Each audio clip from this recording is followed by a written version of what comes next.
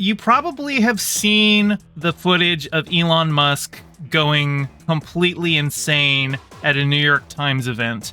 But something else that happened at that event that still got a significant amount of coverage, but kind of quickly got overshadowed by Elon Musk, was Bob Iger gave a talk there. Disney is not doing the best. Wish underperformed at the box office. The Marvels underperformed at the box office. Those are two big tentpole films, and people are going to be looking for blame. And we're going to see that Bob Iger has no care to take any responsibility for himself. Here we have, the Marvels suffered from a lack of supervision on the set, says Bob Iger. Disney CEO admits studio has made too many sequels recently.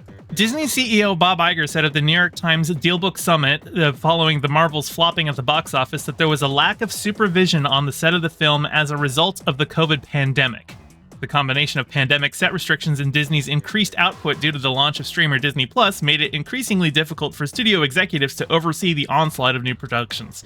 Okay, right off the bat, I'm just going to say he's lying, because I've seen the Marvels, and the problems with the Marvels are the kind of problems that you would expect from seeing studio interference in a creative vision. Because the problems with the Marvels are mostly that it's kind of meh, that it looks like there's too many cooks in the kitchen, and so anytime it wants to actually take a hard artistic stance on something, it's pulled back to be more marketable to a general audience. And I pointed this out when there were reports that Nia DaCosta had left to go start pre-production on her next film before the Marvels had finished post-production, which is actually a very normal thing to do. And I pointed out that Steven Spielberg did that for Jurassic Park. He handed over post-production to George Lucas while he went and made Schindler's List. So that's a normal thing, but they were trying to blame the director for it, and here we are. Bob Iger again is blaming the director for it, saying that, oh yeah, we didn't have enough studio bigwigs on set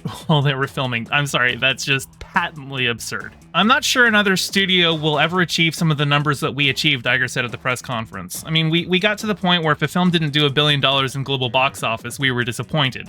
That's an unbelievably high standard, and I think we have to get more realistic. I think there's something to be said here, because I have said that I want Marvel movies probably to scale back in terms of their budget. I don't need every Marvel film to be a gigantic CGI fest, okay? There are a lot of great superhero movies that don't fill every single shot with VFX. Say, I mean, obviously, Batman isn't Marvel, Batman's DC, but you could ostensibly do a Batman movie that uses zero VFX. It was done when Tim Burton directed it. Well, not in zero VFX. They did do the Batwing and stuff, but that was model VFX. That wasn't CGI. I kind of want to see it scaled back. Not every superhero needs to have big fantastical things. I talked about how Blade fights vampires. Vampires, you just need to put fake teeth on some actors. They don't need to have big lasers that shoot out of their eyes or anything like that, right? So I would like to see them scale back on the budget just a little bit. Try and focus more on, the human drama of it. Spectacle is expected for a superhero film, but it doesn't need to be say Iron Man. Iron Man is probably, one of the best regarded films in the MCU, and Iron Man only has 20 minutes of action. It actually has less action than your standard superhero movie because they were working on a lower budget. But everyone loves Iron Man, and it was because it had solid character work, solid, performances, just the ways that the characters worked with each other. Iron Man was just, that was a really good movie. And I think, what was the budget? Let me look that up. Okay, the budget for that was $140 million. So that's in line with some of the lower end stuff for the general MCU. Actually, that surprises me that it was that high, given that they didn't have a script when filming that one. Speaking more broadly about Disney's output, Iger added, I don't want to apologize for making sequels. Some of them have done extraordinarily well, and they've been good films too. I think there has to be a reason to make them. You have to have a good story, and often the story doesn't hold up or is not as strong as the original story. That can be a problem. Per CNBC, Iger said that there has to be a reason beyond commerce to make a follow-up film to a hit, noting that over the last few years, Disney has made too many. There's a lot of copy errors in this article. Come on, Variety. Get it together. It doesn't mean we're not going to continue making them, Iger added. We're making a number of them now, right now, as a matter of fact. but we will only greenlight a sequel if we believe the story that the creators wants to tell is worth telling. Yet I've just recently seen that they're like trying to court Tim Allen and Tom Hanks to do a Toy Story 5 when it should have ended at Toy Story 3. There's another article here. I couldn't find the quote in this one, so I pulled it up here. But over here, quality needs attention to deliver quality. It doesn't happen by accident, and quantity, in our case, diluted quality, and Marvel has suffered greatly from that. So, he's saying, oh, we need to do quantity over quality, which is funny because here's an article from like 3 years ago where he says the same thing. Bob Iger says Disney will always prioritize content quality over volume. So it's just been something that he just keeps saying, quality over quantity, but then they just keep cranking out sequels, and he's saying, oh yeah, we've made too many sequels, but we're gonna keep making them, but only the ones that are worthwhile. But like, dude, nobody's asking for a Toy Story 5. Yeah, The Marvels flopped right out of the gate when it opens to $47 million at the domestic box office, the lowest opening weekend in the history of the Marvel Cinematic Universe. Before that opening, the worst debut belonged to the 2008's The Incredible Hulk. Wow. I hadn't actually really looked at the particulars of the box office. I used to pay more attention to that stuff back in the day, but now it's just, who cares? It's not money I'm making, so like, why am I invested in it? But that's that is pretty dismal. Now, I did predict this. I did predict that the Marvels was going to underperform at the box office. And you're going to have your people who, blame it for being woke. But, like, first off, woke doesn't mean anything. And second of all, the first movie, Captain Marvel, made $1 billion. So, like, yeah. No Redux says, isn't Bob Iger the Disney CEO who has veto control over the movies Disney makes? Yes, indeed he is. Bob Iger can decide anything that happens at Disney. Now, to be slightly fair to Bob Iger, he did resign, or retire, I should say, as CEO several years ago, and Bob Chapek was the CEO, but then Bob Chapek wasn't doing well, so Bob Iger came back in November of last year. So there were movies in the pipe when Bob Iger was no longer involved at Disney that he can, just blame on the other guy because they were already in process when he came back. But still, Bob Chapek was CEO of Disney from 2020 to 2022. So it's only 2 years that Bob Iger was not CEO.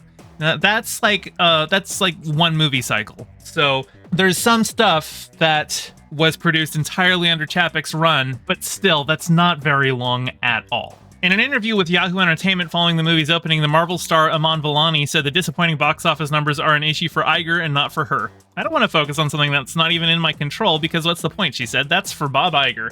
Box office has nothing to do with me, Vellani continued. I'm happy with the finished product and the people that I care about enjoyed the film. It's genuinely a good time watching this movie, and that's all we can ask for in these films that are superheroes. It takes place in space. It's not that deep, and it's about teamwork and sisterhood. It's a fun movie. I'm just so happy that I can share it with people. Which sounds about like what Aman Vellani would say. It is a kind of a fun movie. But again, Marvel has kind of gotten stale in its formula, and that's not Aman Vellani's fault. I think she does a great job playing Kamala Khan. Sometimes she can be a little annoying, but like also that's kind of, she's a teenage girl who is very excited to be meeting her idol. So we were all annoying teenage girls at one point. Am I right?